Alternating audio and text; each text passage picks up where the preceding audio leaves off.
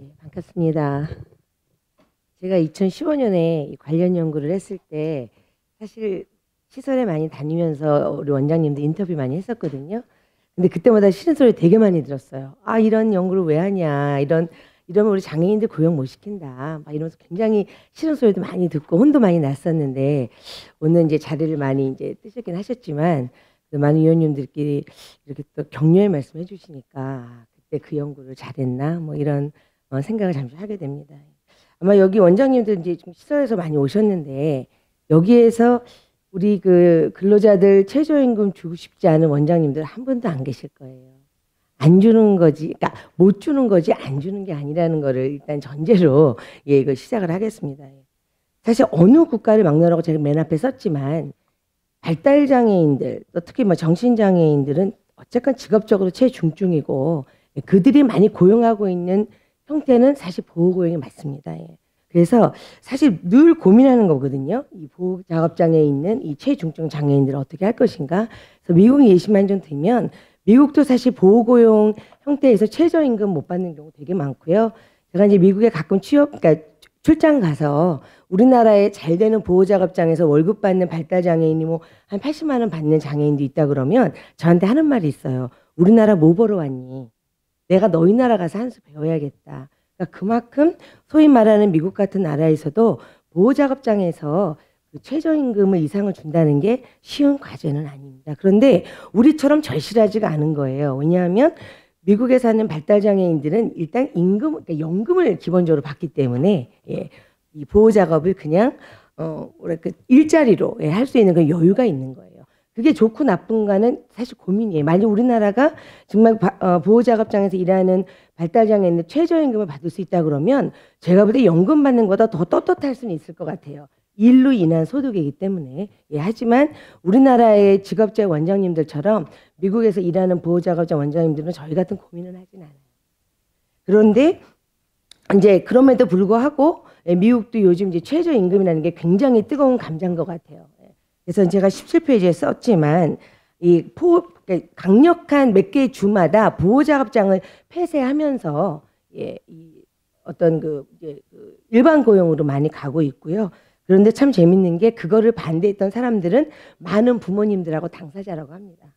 그래서 사실 미국도 딜레마가 이 보호작업장이 과연 누구의 잣대로 이게 통합이 아닌 것에 대한 비판인가에 대한 논의는 아직도 되고 있다고 해서 어떤 직업재활에 대한 중요성이 미국에서도 사실은 우리가 생각하는 것보다 우리가 사실 교재 이런 데는 타일시설 얘기하고 일반 고용 얘기하면서 보호작업장의 역할이 뭐 좀 이렇게 아니라고 생각하는 경우가 많은데 실제로 미국도 가보면 당사자 입장에서 봤을 때는 보호고용에 대한 욕구가 굉장히 많은 것도 사실입니다. 그래서 그런 의미에서 이렇게 놓고 본다 그러면 제가 이제 이 얘기를 시작하기 전에 우리가 최저임금을 얘기를 하면서 아까 이제 직업재활시설협회 회장님이 잠깐 말씀하셨지만 우리나라의 직업재활의 현실을 보지 않고 이 얘기를 한다는 것 자체는 진짜 엄청나게 아무리 멋있는 얘기를 아무리 해도 현실로 돌아가서는 우리 발달장애인들에게 최저임금을 준다는 거는 사실 어려운 게 현실이거든요. 사실 제가 이제 19페이지부터 우리나라의 어떤 직업재활 현실에 대한 얘기를 좀 썼습니다. 예. 사실 우리나라가 이 다른 예산을 쓰는 거에 비해서 뭐 다른 예산이 필요하지 않다는 건 아니지만 정말 직업재활에는 너무 인색한 건 사실이에요. 그리고 아직까지도 2015년 기준이긴 하지만 직업재활이 없는 시군구도 한 36개소나 되고 있습니다.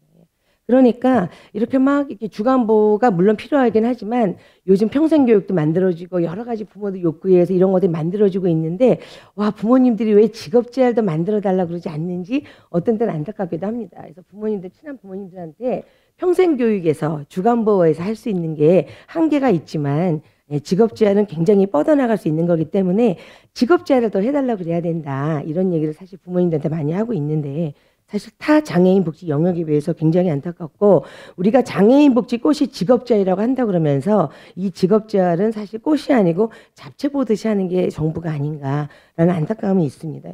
그리고 사실 직업재활이 지방자치제로 가면서 지자체 여력에 따라 편차가 너무 심해요. 그래서 사실은 생활시설, 주거시설이 중앙 환원이 됐는데 사실 직업재활도 중앙 환원이 돼야 된다는 것에서 저는 굉장히 안타깝거든요. 그래서 지자체에서 중앙으로 와야 된다는 것들도 있고요.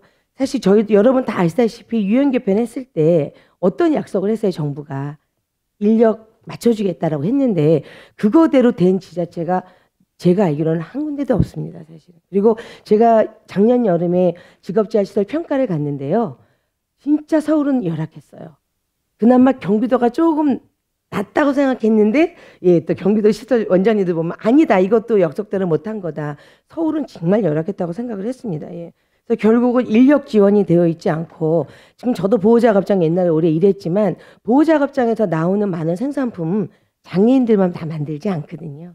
제가 볼 때 적어도 20%는 우리 선생님들이 마무리하고 있기 때문에 사실 이러한 여러 가지 현실들을 고려해서 인력 지원은 반드시 돼야 되는데 그런 것도 사실은 맞춰지는 지자체가 없고요. 또 우선구매제도 제가 이런 말을 할 필요가 없죠. 여러분들 아시는 얘기들이기 때문에 우선구매제도도 우리가 경쟁하는 건 우리끼리 경쟁하는 것 같아요. 그러니까 이것도 지금 어떻게 돼야 되는지 고민스럽고요. 또 이제 장애인 단체와 직업재활 시설 간의 고민도 우리가 언젠가는 좀 풀어야 되는 시급하게 풀어야 되는 문제가 아닌가 싶습니다. 여러 가지 이런 문제점들이 있음에도 불구하고 그 다음 페이지 이어지는 게 뭐냐면 최저임금 적용제와 인가가 아시다시피 굉장히 빠르게 이제 되고 있잖아요. 그래서 처음에는 한 2005년도에서는 한 140명이었던 그 신청 인원이 2014년 기준으로는 거의 6,000명입니다. 아마 지금 요 시간대에도 아마 더 높은 인력들이 아마 신청하고 있을 겁니다. 그래서 이런 것들이 여러 가지 이유가 있긴 하지만 대책 없이 최저임금을 받는데 이런 것들이 문제가 뭐냐면 우리가 최저임금을 적용 제외를 하면서 얼마를 월급을 줘야 된다는 기준이 없다 보니까 잘 버는 데는 이제 조금 많이 주고 못 버는 데는 못 주고 들쑥달쑥한 게 이제 현실입니다. 최저임금 현황은 뭐 시간 관계상 빨리 넘어가겠습니다. 그래서 이제 이러한 문제점을 좀 해결하자. 그래서 이런 연구들도 있었고 또 노동부가 그래서 보니까 잘 사는 미국 또 뭐 가까운 일본도 감액제도를 하니까 우리도 감액제도를 해볼까라고 생각을 하셨던 것 같고 지금도 하고 있지 않나 저도 정확하게 모르겠습니다. 이제 과장님 오셨으니까 얘기를 해주실 것 같은데 그래서 이제 감액제도를 얘기를 하는데 이것도 장단점이 있는 것 같아요. 이거의 장점은 당연히 덜 부담스러운 거죠. 최저임금보다는. 그러니까 이제 조금 더 난 것 같기도 하고 하지만 또 어떤 의미에서 본다 그러면 지금보다 임금이 올라가니까 열악한 직업재활 시설에서는 이것도 부담스럽다라고도 하기도 하고 기타 등등 여러 가지 이유가 있는데 저는 개인적으로 이 연구를 하면서 감액제도를 좀 세밀히 봤는데 이런 느낌이에요. 한마디로 말하면 노동부가 힘은 힘대로 들고 욕은 욕대로 들을 수 있다. 이 감액제도가. 그래서 저는 개인적으로 감액제도에 대한 거는 조금 더 고민을 해야겠다라고 저는 개인적으로 생각을 했습니다. 그래서 구체적인 건 이제 일본의 예시를 한번 봤어요. 일본의 예시를 보니까 23페이지 내용을 보시면 진짜 일본답게 굉장히 꼼꼼하게 하고 있어 이거를. 우리가 생각하는 아마 우리가 이 감액제도를 하려고 그러면 엄청나게 비용이 좀 들어갈 거라고 생각할 정도로 일본은 굉장히 꼼꼼히 했습니다. 그래서 여러 가지로 직무 내용, 직무 성과, 노동 능력, 경험, 기타 등등을 다 이렇게 보면서 그거보다 더 중요한 건 뭐냐면 24페이지를 보시면 노동청에 우리나라의 근로감독관처럼 노동기준감독관이 있는데 동경에만 한 200명?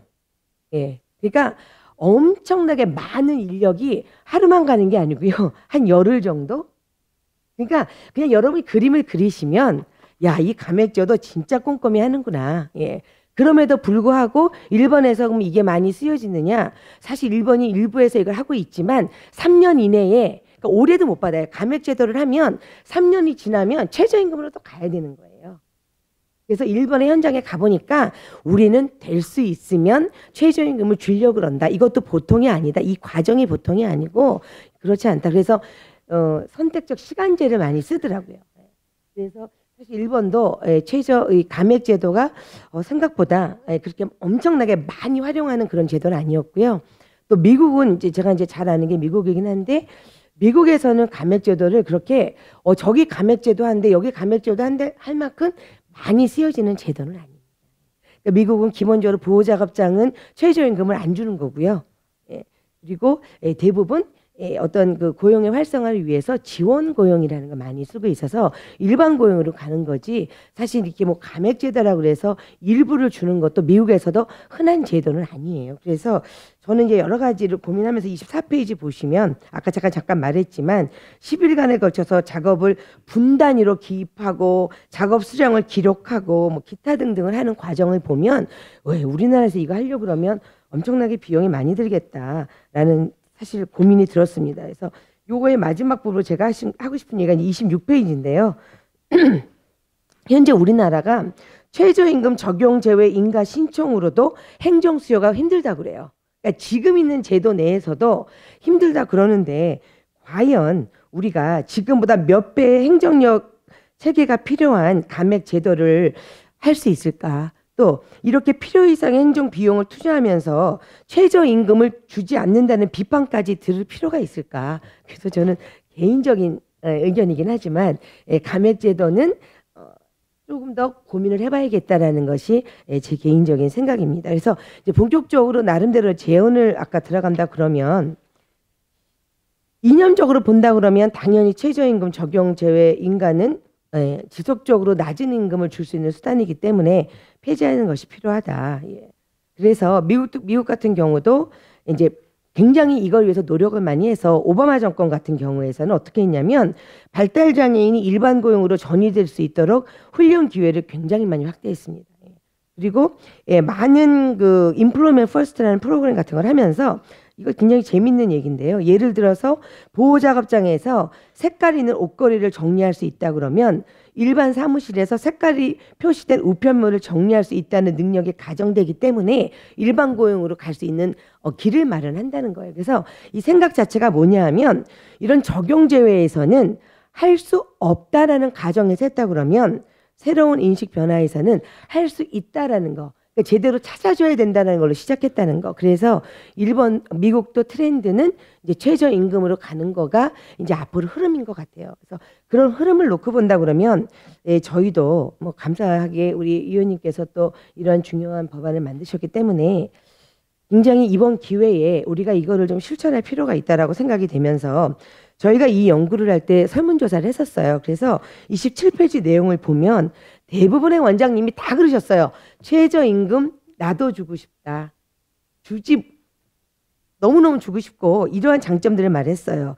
일단 최저임금을 준다 그러면 장애인 근로자의 삶의 질은 향상될 것이고 임금은 향상되고 당연히 기본 노동권 보장이 될 것이고 또 사업장의 위상도 상승될 것이다. 또 사업장의 경쟁력 강화들도 될 수 있다. 하지만 예상되는 문제점은 보지 않아도 여러분 말씀하실 수 있듯이 낮은 생산성으로 사업장 운영이 어렵다. 경영 부담으로 사업장 폐쇄할 수 있다. 예, 그리고 사업자들이 중증장애인 고용 기피할 것이다. 또 이것도 저는 굉장히 의미 있다고 생각했는데 무분별한 시간제 일자리가 확산될 것이다. 이런 것들도 많이 얘기들을 했습니다. 그리고 또 우리가 시간제 준다고 누가 좋아할 거냐 이런 얘기하는 원장님도 계셨어요. 탈수급에 대한 우려로 인해서 장애인 고용이 이탈될 수도 있다. 그래서 사실은 장단점을 굉장히 정확하게 말씀들을 하셨습니다. 예. 그래서 몇 가지 놓고 보면 그 연구를 좀 정리를 해봤더니 어떤 얘기를 했냐면 우선적으로 임금 보장을 위해서는 지금 현재 그 누구라도 임금을 주기에 정말 버거운 최중증 장애인을 위한 별도의 시설이 절대적으로 필요하다는 얘기가 굉장히 많았습니다. 그래서 이러한 의견을 반영하듯이 복지부가 그 고용 직업적인 훈련 시설 만들었거든요. 그래서 그 만드는 과정에서 제가 나름대로 제언했던 건 뭐였냐면 이거를 별도의 시설로 한다 그러면 이게 주간 보호도 아닌 것이 예전에 주간 활동 시설처럼 되니까 지금 굉장히 임금을 주려고 노력하는 시설에 산하 기관으로 만들어라. 그래서 나름대로 이거를 순환할 수 있는 기관으로 좀 만들려고 그랬는데 지금 복지부가 사실 오늘 복지부가 아무도 오지 않으셨는데 복지부가 이거를 별도의 시설을 만들었고 이게 이탈하는 게 겁나니까 지금 기존에 있는 보호작업장은 이 시설 못하게 만들었거든요. 그래서 저는 굉장히 안타까워요. 이게 어떻게 보면 진짜 전 적절하지 않다고 봅니다. 사실 그 부분은. 왜냐하면 이거를 산하 기관에 넣어서 이렇게 순환하는 걸로 만들었어야 되는데 이거를 그냥 또 다른 일자리를 하는 듯하게 보이는 주간보호센터를 만든 게 아닌가라는 생각이 들어서 개인적으로는 사실 안타깝습니다. 그래서 이제 이것도 굉장히 원장님들이 많이 원하셨고요. 두 번째 같은 경우는 우리가 마인드가 좀 바뀌어야 될 것 같아요. 그래서 보호작업장에서 일하는 장애인들을 근로자성을 인정해야 된다는 거예요. 그래서 이제까지 많은 보호작업장에 관련된 연구를 보면 늘 고민한 게 뭐였냐면요. 이게 노동이냐, 이게 복지냐. 그래서 그런 고민들을 많이 하는데 저는 안타깝긴 해요. 왜냐하면 그 고민할 필요 없거든요. 왜냐하면 둘 다기 때문에. 그래서 이게 미국 같은 경우도 교육부 산하에 있고 보호작업장이라는 말도 쓰고 이러는 게 이 두 가지가 같이 갈 수밖에 없는 거기 때문에 그거를 말할 필요는 없는 것 같아요. 다만 중증장애라 그래도 일할 수 있는 근로자성을 인정하는 게 오히려 더 적절하지 않을까. 그래서 이게 뭐 고용이냐 이게 복지냐라는 거는 둘 다 필요하다는 생각을 우리가 좀 해야 될 것 같고요. 그 다음에 이제 세 번째 같은 경우는 29페이지에 보호작업장에서 근무하는 모든 근로자에게 최저임금을 주는 건 적절하나 예산에 대한 현실적인 대안이 마련돼야 될 것 같습니다. 예.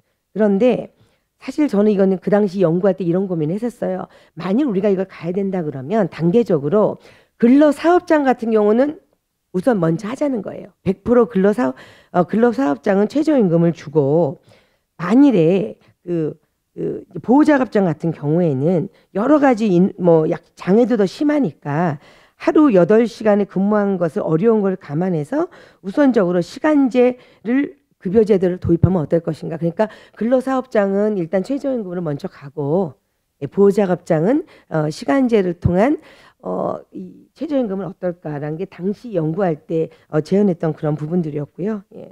그런데 사실 염려되는 게 뭐냐 하면 많은 원장님들이 그런 얘기 하셨어요. 그러니까 최저임금을 준다는 압박 때문에 최저임금을 주는데 그게 하루에 2시간 일하는 데도 있다는 거예요. 그래서 적어도 5시간, 6시간은 일하고 최소한 4시간 정도는 해야 되는데 2시간 정도 주는 것도 문제가 있다. 그리고 이 제도를 악용하는 경우는 시간제로 임금을 제불하고 시간에는 근무를 하긴 하는데 이게 약간 프로그램식으로 운영되는 사례도 많이 나온다는 거예요. 그래서 최저임금만 준다 그래서 내부를 보면 사실은 근로를 하면서도 프로그램처럼 해서 어떻게 보면 이거 문제가 있다. 이것도 사실 우리가 좀 심도 있게 봐야 되는 게 아닌가. 그래서 시간제 도입과 관련돼서는 적절한 노동 시간에 대한 논의도 절대적으로 필요하다라는 거. 예. 그리고 이거에 대한 그러니까 부모님들의 반대가 굉장히 많으셨어요. 왜냐하면 부모님들이 어떤 반대가 많았냐면 어떤 직업재활시설의 역할과 기능 중에 가족의 양육이나 돌보 부담 감소도 굉장히 큰 요인 중인데 만일 오전에만 근무하거나 오후에만 근무한다면 이로 인해서 가족의 어떤 사회활동에 영향을 미칠 것이다. 예. 그리고 만일에 이 오전에만 일한다 그러면 오후에 만약 어떤 발달장애인이 지역사회에서 일어날 수 있는 여러 가지 사고에 대한 건 누가 책임질 거냐. 이런 얘기도 참 많이 나와서 기존에 평생교육센터가 많이 생기니까 만일 우리가 진짜 이런 시간제를 도입한다 그러면 다른 어떤 지역에 있는 다른 인프라랑 연계하는 것도 좀 고민을 해봐야 돼서 이 최저임금 도입이 생각보다 세부적으로 들어가면 굉장히 많은 고민이 필요하고 세밀하게 정책적으로 좀 짜야 된다는 생각이 사실 들었습니다. 그 다음에 이제 네 번째로 놓고 본다 그러면 직업재활시설의 활성화를 같이 고민 안 할 수가 없는 거라는 거죠. 그래서 사실은 장애인 복지 중심이 직업재활인 선진국과 비교해서 우리나라는 아마 아까 여러 번 얘기를 했지만 직업재활이 너무 미약하고요. 직업재활시설의 중증장애인이 94%고 이 중에 발달장애인이 사실은 75%라고 썼지만 85%도 넘을 것 같아요. 왜냐하면 대부분 발달장애거든요. 가보면. 그래서 사실은 어떤 그 소득을 유지하기 위해서 직업재활 활성화는 절실하게 필요하다는 거. 그래서 사실 앞에서 잠깐 말하긴 했지만 어떤 중앙정부의 책임이 저는 빠르게 인식을 해야 된다는 거. 그래서 이게 중앙환원도 제가 볼 때는 어찌 보면 생활시설보다도 더 먼저 이게 됐었어야 되는데 이게 사실은 너무 안타깝습니다. 그래서 제가 왜 그럴까 생각해 보니까 우리 직업재활시설 원장님들은요. 데모하러 못 오세요. 일하시느라고. 그러니까 내가 지금 많이 원장님들 오셨는데 아마 내일 가면은 잔업하시느라고 아침 내내 바쁘실 거라고 예상이 됩니다. 그래서 많은 원장님들이 이런 활동을 못 하시는 게 내가 원장이긴 한데 내 밑에 직원 3명인 데가 너무 많아요. 네, 그래서 너무너무 직업재활시설은 인력이 열악하기 때문에 우리 원장님들이 알면서도 운동하실 수가 없습니다, 사실. 그래서 이 중앙환원에 대한 운동들을 많이 하셔야 되는데 사실 이것도 고민이 많이 있습니다. 그래서 사실은 직업재활 활성화를 위해서 아까 말한 이제 중앙정부에 대한 어떤 좀 책임도 강조돼야 되고 우선구매 제도에 대한 보완은 뭐 절대적으로 필요하고요. 직업재활 시설에서 추가로 받아야 되는 사회적 기업이라든가 녹색 제품 뭐 인증 같은 게 추가로 받아야 되는데 이게 직업재활 시설에서 받기 굉장히 어려운 것 같아요. 또 이번에 현장에 가보니까 햇섭 같은 거 다 해야 되기 때문에 예전에 그냥 빵 만들어서 맛있는 빵 만들어서 팔았던 원장님들이 이제는 지역에 있는 제과점이 되든지 아니면은 햇섭을 받아야 되는데 그게 너무너무 애매하더라고요. 그래서 이런 햇섭 같은 기준도 그게 너무나 이 대기업 수준의 햇섭이기 때문에 우리 직업재활 시설에 맞는 햇섭 같은 것도 해야 되는데 그런 것도 굉장히 어려워서 이 직업재활에서 정말 많이 고생들 하시는 것 같았어요. 기타 등 여러 가지 이유로요. 이제 맨 마지막으로 이제 고민입니다. 이게 뭐냐 하면 결국은 최저임금 해달라 그러면 아까 위원님들도 그렇고 우리 김 위원님도 이거 절대 해야 된다라고 말씀하셨는데 이 돈을 어디서 갈 것이냐. 그게 이제 가장 고민인 것 같습니다. 그래서 제가 앞에 내용을 이제 빨리빨리 진행됐던 이유 중에 하나가 제가 30분을 채우는 것보다 우리 토론하신 분들 의견도 중요하지만 마지막 내용이 중요하기 때문입니다. 그게 뭐냐면 이제 재원인데요. 우선적으로 이제 뭐 노동부가 늘 부담스럽긴 하겠지만 장애인 고용 촉진 및 기금 어떤 기금 사업 내 고용 장려금을 활용하는 게 현실적인 것 같고요. 또 이미 고용 장려금은 임금 보존으로 또 사용하고 있는 데도 많이 있어요. 이것도 법인에 따라 편차가 심한 것 같긴 한데 이미 임금 보존으로 하고 있어서 이게 해야 되고 또 이 고용 장려금의 오리지널 그 취지를 보면 중증장애인의 어떤 지역 활성화를 위한 거기 때문에 법적 검토를 해도 못 쓴다는 거는 없는 것 같아요. 그래서 이제 이런 거를 임금 보존을 사용하는 것이 문제의 소지가 없다는 걸 저희가 연구할 때 저희 연구 중에 이제 변호사가 있었거든요. 그분이 검토를 그때 했었고요. 물론 이거는 고민인 것 같아요.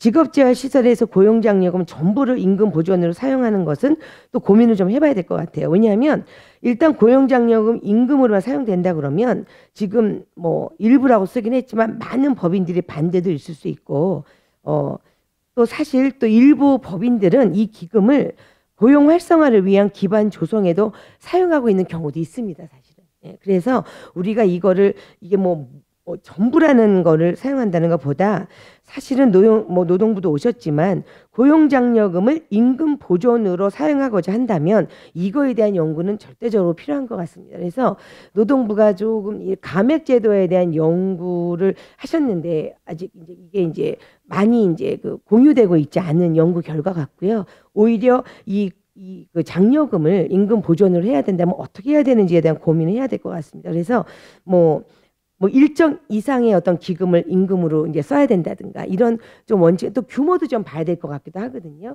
그런 것도 좀 봐서 이 장려금을 임금 보존으로 하는 거에 대한 좀 고민을 해야 되지 않을까라고 했고요.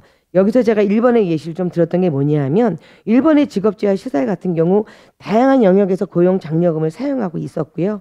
우리 같은 이제 보호작업장과 이제 걔네도 이제 사업장이 있는데 근로사업장이 있는데 그 장애인들의 생산성에 비해서 사업주가 고용된 장애인에게 최저임금을 지급하거나 이에 상응하는 임금을 지급하는 데 한계가 있는 점을 고려해서 굉장히 다양한 그 고용관계 조성금을 신청하고 지원받을 수 있더라고요. 그래서 그 밑에 내용은 이제 이런 내용들이 있었는데 굉장히 다양하게 쓰고 있었고 제가 원고에는 그런 얘기를 쓰지 않았지만 이 최저임금과 관계되는 거는 꼭 노동부의 책임으로 가야 되냐에 대한 고민은 있습니다. 사실은. 그래서 사실은 이게 그 임금 보존에 대해서도 점차적으로 어떤 고용장려금 일부를 쓴다 그러면 복지부도 이거에 대한 부분을 뭔가 기여를 해서 점차적으로 복지부가 이거에 대한 노력도 저는 같이 가야 된다고 생각하고 어차피 이 시설들이 대부분 이런 그 직업재활 시설들이 복지부 산하기 때문에 어떤 시설에 대한